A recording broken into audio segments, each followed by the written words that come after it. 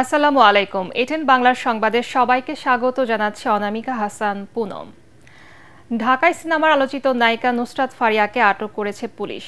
Thailand যাওয়ার সময় হযরত শাহজালাল আন্তর্জাতিক বিমানবন্দর থেকে তাকে আটক করা হয়।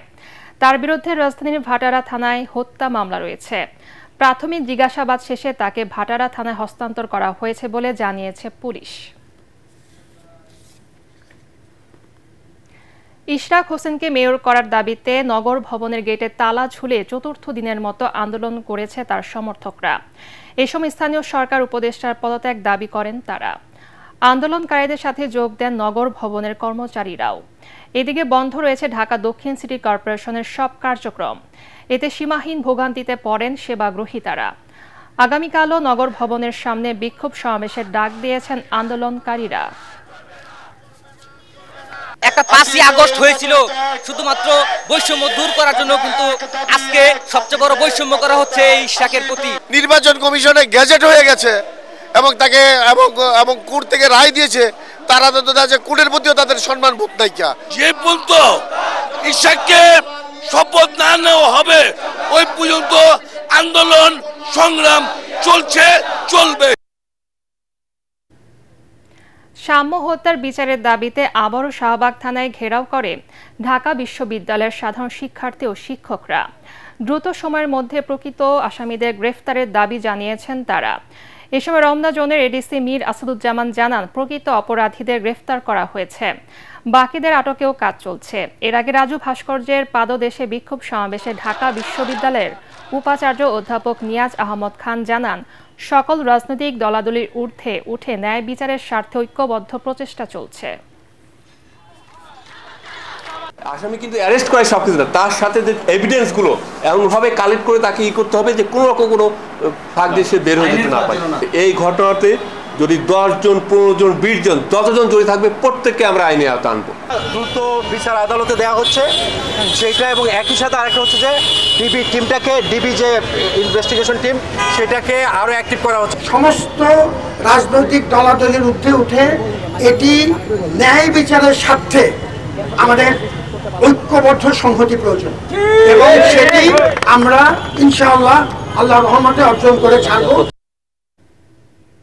করিডোর দেয়া অন্তর্বর্তী সরকারের কাজ নয়, তাদের মূল কাজ গণতান্ত্রিক সরকারের কাছে ক্ষমতা হস্তান্তর বলে জানিয়েছেন বিএনপির স্থায়ী কমিটির সদস্য আমির খুসরু মাহমুদ চৌধুরী।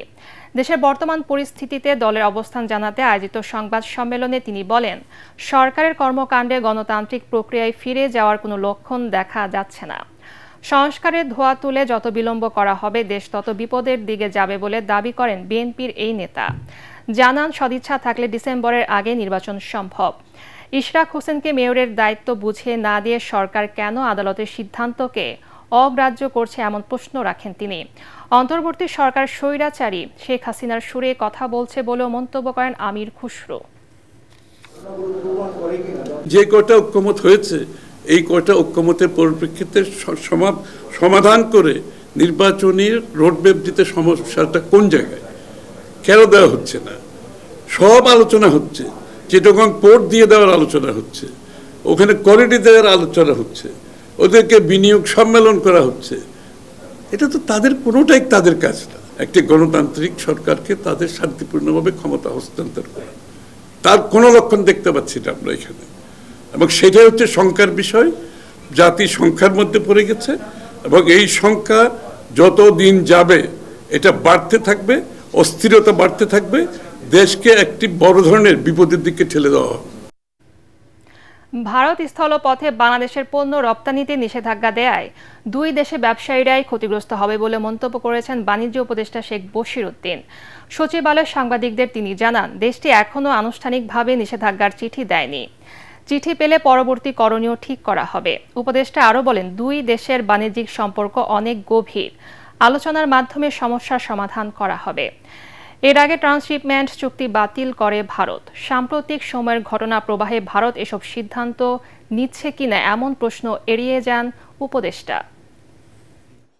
যেহেতু ভৌগোলিকভাবে একটা কানেক্টেড দুটো দেশ, সো আমাদের প্রতিযোগিতার সক্ষমতা অবশ্যই আমাদের পরিবহন ব্যয় বা অন্য অন্য জিনিস দিয়েও নির্দিষ্ট হয়। তো সেক্ষেত্রে আমাদের যে বিভিন্ন সময় আমরাও আমাদের কৃষিপণ্য উৎপাদন এবং ভোগের উপরে নির্ভর করে আমদানিতে বিভিন্ন রকমের বিধিনিষেধ আরোপ করি, ভারতও করে। সো এটা একটা চলমান প্রক্রিয়া, এটা একটা বাণিজ্য ব্যবস্থাপনার একটা প্রক্রিয়া, এবং এই বাণিজ্য ব্যবস্থাপনার প্রক্রিয়াতে আমরা কাজ করছি এবং আমরা আশা করি যে যদি কোনো এই বিষয়ে কোনো সমস্যা তৈরি হয় আমরা উভয় পক্ষ আলোচনার মাধ্যমে এটার একটা উপযুক্ত পরিণতিতে আনতে পারব। পরবর্তী সংবাদ দেখার আমন্ত্রণ জানিয়ে এখনকার মতো শেষ করছি। ATN বাংলা সংবাদ ইউটিউবে দেখতে ব্রাউজ করুন youtube/ATN বাংলা নিউজ। ধন্যবাদ সবাইকে।